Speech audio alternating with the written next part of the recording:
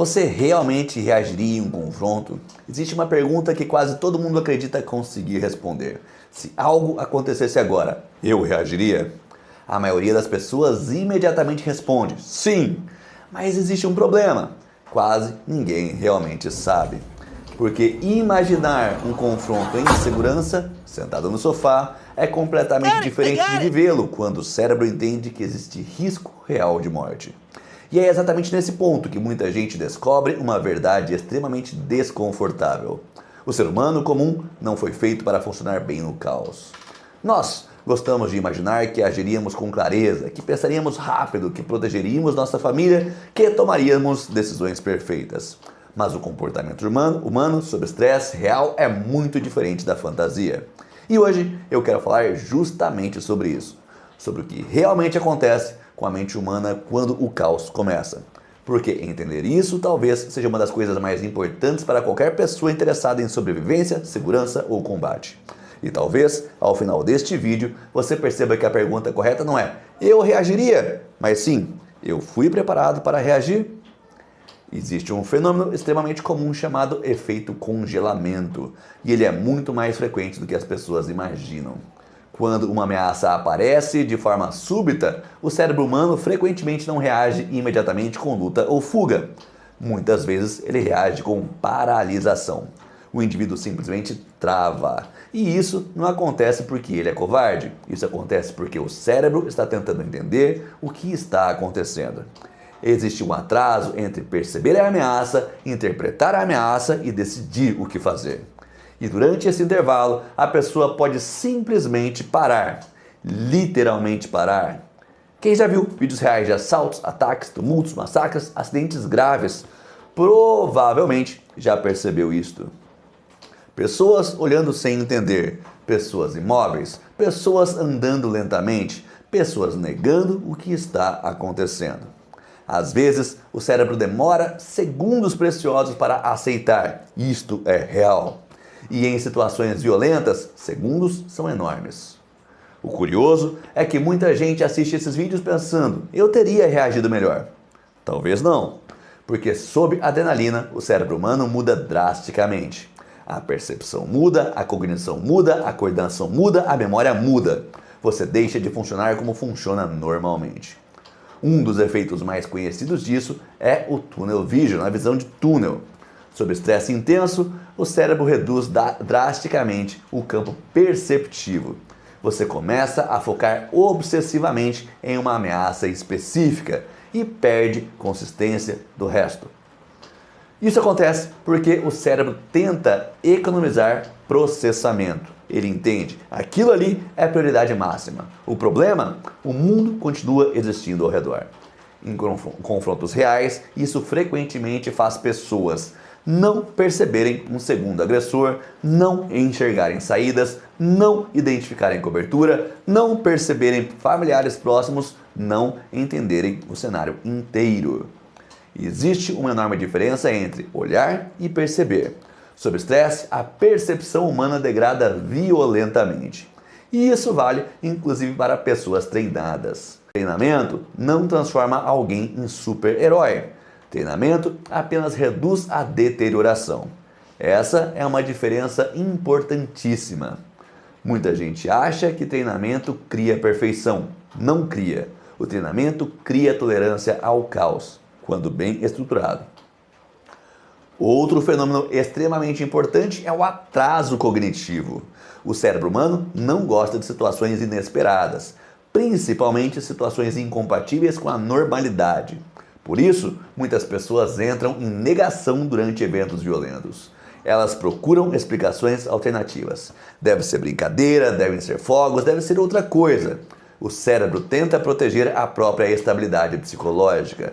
Aceitar instantaneamente que existe uma ameaça mortal é extremamente difícil.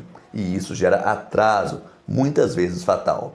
Em diversos ataques reais registrados no mundo, pessoas permaneceram no local por tempo demais simplesmente porque o cérebro recusava a aceitar o perigo. Isso é mais comum do que as pessoas imaginam. Porque o ser humano moderno vive quase sempre em ambiente previsível, rotina, civilidade, normalidade. Então, quando o caos rompe essa expectativa, o cérebro frequentemente demora para atualizar o modelo mental. E durante esse tempo, o indivíduo pode perder completamente a iniciativa. Agora, existe outro fator extremamente poderoso: o comportamento de multidão. Poucas pessoas percebem o quanto os seres humanos são influenciados socialmente durante emergências. Se ninguém corre, você tende a não correr. Se ninguém reage, você tende a não reagir. Se todos parecem confusos, você provavelmente também ficará. Isso acontece porque o cérebro humano usa comportamento coletivo como referência de segurança. É um mecanismo ancestral. O problema: multidões frequentemente tomam decisões terríveis em incêndios, em tumultos, pânicos, ataques. As pessoas frequentemente congestionam saídas, seguem umas às outras sem pensar, voltam para pegar objetos, perdem tempo observando e esperam instruções. E novamente, isso não acontece porque são burras, acontece porque comportamento humano sob estresse raramente é racional. Agora vem uma das partes mais desconfortáveis desse vídeo. A maioria das pessoas acredita que coragem significa a ausência de medo. Não significa. Coragem geralmente significa funcionar apesar do medo. E isso é muito diferente. Porque o corpo humano sob ameaça real sofre alterações brutais. A frequência cardíaca sobe, a coordenação fina piora, o processamento cognitivo degrada, a visão estreita, a audição muda, a percepção temporal se altera. Às vezes, o tempo parece desacelerar, às vezes, acelerar. A memória pode fragmentar. Por isso, relatos reais de confrontos frequentemente parecem confusos. O cérebro literalmente grava a experiência de maneira diferente. Então, quando alguém sentado confortavelmente diz "eu teria reagido", normalmente essa pessoa está imaginando um confronto sem os efeitos fisiológicos reais do confronto. Ela imagina clareza, mas provavelmente encontraria caos. E aqui uma verdade extremamente importante: o problema não é sentir medo, o problema é nunca ter sido exposto ao estresse de forma controlada. Porque o cérebro aprende reconhecimento, ele aprende familiaridade. É exatamente por isso que o treinamento sério existe. Treinamento não serve apenas para ensinar técnica, treinamento serve para reduzir surpresa, porque surpresa destrói desempenho. Quando alguém nunca treinou tomada de decisão, pressão, sobrecarga cognitiva, movimento, resolução de problemas sob adrenalina, o cérebro tende a colapsar muito mais rápido. E isso vale praticamente para qualquer área: combate, aviação, cirurgia, segurança, resgate, direção e esportes de alto nível. Talvez uma das maiores ilusões modernas seja acreditar que informação equivale a preparo. Não equivale. Assistir vídeos não é preparo. Consumir conteúdo não é preparo. Ter opinião não é preparo. O cérebro humano precisa de repetição, exposição, contexto, automatização, adaptação ao estresse. Sem isso, a tendência natural é deterioração. E é exatamente aí que muita gente descobre algo desconfortável sobre si mesma, porque é muito fácil imaginar heroísmo em insegurança. Difícil é funcionar quando o coração dispara, o caos começa, o cérebro entra em sobrecarga e o mundo deixa de parecer organizado. Mas existe uma notícia muito boa em tudo isso: o ser humano é treinável, extremamente treinável. Pessoas comuns conseguem desenvolver controle emocional, capacidade decisória, resiliência e desempenho sob pressão. Mas isso exige método, exposição gradual, treinamento correto e principalmente humildade.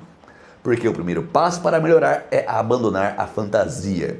Você provavelmente não reagiria tão bem quanto imagina. E, honestamente, quase ninguém reagiria. Mas exatamente por isso o treinamento sério importa.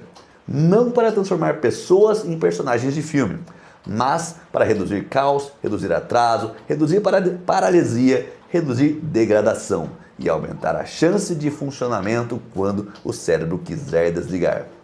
Então talvez a pergunta mais importante não seja "eu teria coragem?". Talvez a pergunta correta seja "eu fui preparado para funcionar quando o medo chegar?". Porque quase todo mundo acredita que reagiria, até o momento em que a realidade testa esta crença.